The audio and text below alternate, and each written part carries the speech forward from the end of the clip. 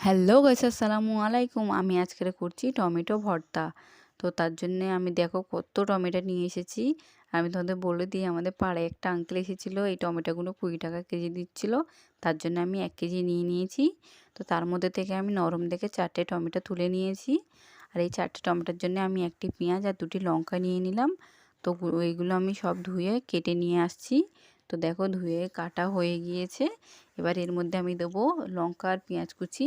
তো তার উপরে নুন আর একটু সর্ষের তেল দিয়ে এটাকে ভালো করে আমি মাখিয়ে নেব। তো দেখো এটা মাখিয়ে নিয়ে একটু সাইড করে দেবো।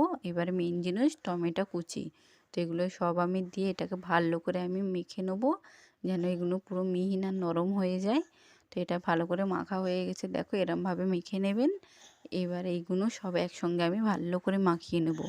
তো রেডি হয়ে গেল টমেটো ভর্তা। তো ভিডিওটি কেমন লাগলো বলবেন। আজকে এতটুকু, বাই।